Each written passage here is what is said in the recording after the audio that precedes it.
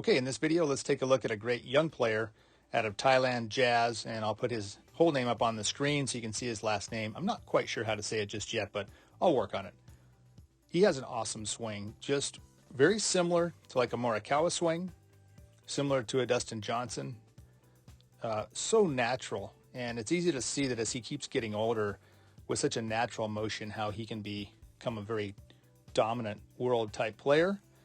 Up into the top 100 already in his early 20s. And we'll see some amazing things, like we said, very similar to some of the young players today where they're really using the body efficiently as he goes up. Club gets up on a great plane right away. And like we've seen some of the other players, we do see a lowering of the upper body as he gets up to the top and starts to really be creating a super athletic move with the lower body. So whether it's a sport background as a little kid, not quite sure, but certainly a very athletic move. It's up to the top. And if we look at some key points here, we can see the big change or increase in the flex of the legs. We can see the bowing of the left wrist. And as he starts to drop it, super shallow move, which is reminiscent, certainly as the more he sits and the more he gets down even lower, that is a lot of sit down into those legs. You can just see how shallow the plane is at this point. And as it drops this way with a more of a bowed left wrist like we saw, that club face is never going to be open. And there he is, wide open coming through at the hips and legs. Club shaft, a little blurry, we can see it right there above the plane. Way down below where he started, super open. And then using those legs hard as he comes up through the shot to create some force. And this was a fade fairway wood off the ground, but you can really see how he gets the club working to the left through the hitting zone, keeps the face square, and just rips it. From this back angle, really cool to see some of the leg work from here. So we'll see his front leg start to bow its way out here as he sits into it. And I would guess there are some times where when he does not clear out quite as quickly, if that left leg doesn't straighten soon enough, that he has a hard time with the impact and the ball direction control. But most of the time, you'll see him clearing very well. It allows him to hit very accurate shots. And this type of a movement, we don't know what shot he's hitting here in terms of curvature, but from an athletic standpoint, once again, a lot of these young guys, you can just see this movement, the down pressure to create force. And if you're having trouble with power and you're not hitting as far as you want to, make a big wind up, but then get those legs working. Start practicing sitting into your legs and creating more knee flex. And for players that never clear their hips enough, you feel like you're working with a coach and you just can't get your hips cleared out. You're trying to get them cleared out, but they won't clear. Your leg work probably is responsible. Your legs probably aren't working right, and that won't let you get your hips cleared enough. And when you learn to work the legs better, your hips will rotate much, much easier. Here he's got a short iron, hitting out of the rough, obviously, and as he gets that club up the plane beautifully here. Got it up on its end.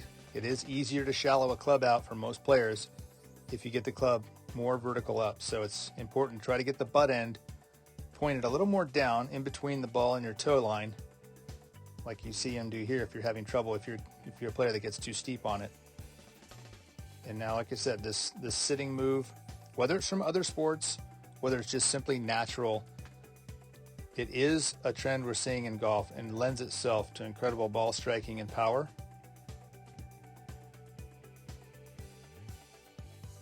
And there's that shaft, ultra flat.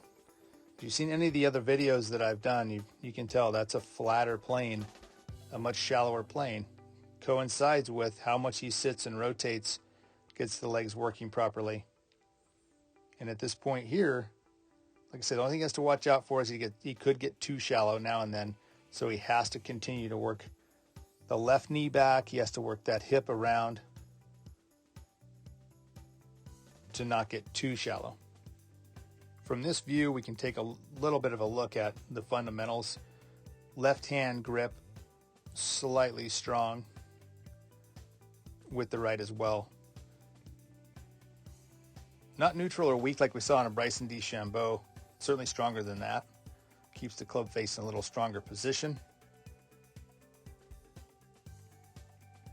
Works it back with the arms and shoulders. And as his head starts to drop, since it is actually lowering slightly,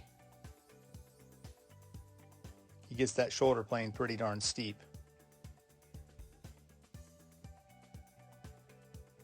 Very important that he turn his shoulders a little steeper than the next player, that this is a steeper angle because he shallows it so much. If he was to be a little flat there, he would get too shallow coming down. So he's got a steeper angle, stays right over the ball. There's no shifting off of the golf ball. And then creates that awesome move right here. Very Ben Hogan-esque at that point. I mean, that's incredibly similar. Massive lag, really getting the left leg and hip back out of the way, which is just crucial when you're going to hit an iron shot. Because once the ball's on the ground, everything changes. When it's in the air of a tall tee like a driver, you can do some things, put it on a different plane and nail it. But once it's down there on the ground, you've got to get that lower body moving around. And look at that position. Right in posture.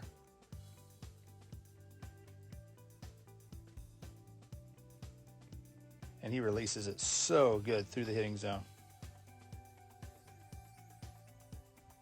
If you're looking for more power in your golf swing and you feel like you're swinging as hard as you can and you're just not hitting it anywhere, then start to study some of these swings with some of these younger guys. And even if you're not a younger guy, you can probably use your legs better. And we said earlier in the clip here that, or earlier in the video rather, that as you start to work down into the ground and create some flex, that's how you can then clear your hips out and create some force. The arms stay in nice and close, and you can rotate easier, creating more natural power, natural club head speed that way. If you happen to just wave at it with your arms, you're only going to get so much power. And if you feel like your legs are too weak to use them, well, good reason to get in the gym and start doing some exercises to get your legs stronger so you can start to use them in the downswing. It's no wonder that some of the best players in history have extremely strong legs, because as you use those legs, you create tremendous force. So I encourage you to study golf swings and find a way to use your legs better to create some of these angles. And like I said, clearing your hips becomes relatively easy once you're using your hips properly. And once you're doing that and you have that rotational speed, the club starts to really whip through and the physics starts to really work for you. A quick side note here, taking a look at his putting, because he does putt extremely well. He has the long putter, like Bryson DeChambeau. Now, certainly not as tall, or as upright rather, but the grip end is up here against his forearm. And if you struggle with your putting, I suggest trying a long putter with the putter against your forearm. It is a great way to putt. It tends to put the lead hand in control, so the left hand can become more in control if you're pinning that club against your front forearm. And what that does is it gives you tremendous control through the hitting area right here. That flippiness that tends to come from the backhand or the right hand in his case is really negated as you hold that up the grip against your forearm. From this view here, you can clearly see the grip end held against the forearm up there. That creates a slight forward press. Might have to adjust the loft of the putter slightly. Very possible you need to add a little loft to create that look there. But once again, as you come through, that keeps the handle forward, keeps the grip moving forward, and that's the way to control the club face very easily. Okay, the last clip we'll look at here is a sand shot. Hit this shot out there about 2 feet from the flag, and it's a long bunker shot. It's hard to see from this angle, but great shot. Now, if any of you struggle with your bunker shots, watch how quickly he picks this club up out of the sand and just how open that club face is there. Club face is completely on the left side of the shaft from our angle, which is the opposite of what you would see for a closed club face and a great ball striker from like a full shot perspective. So on the other side of it, the club face would be over here. He's got the things open at address enough that when he goes to the top, the face is wide open. And then when he comes down, that club can use the bounce and slip right under that golf ball. The nice splash. And there it is. Still wide open, of course, at the end. Great technique. Okay, well, that's going to wrap it up for this video. Thanks so much for watching. If it's your first time to the channel, please subscribe. If you like the video, hit that like button. Thanks again, and we'll see you in the next one.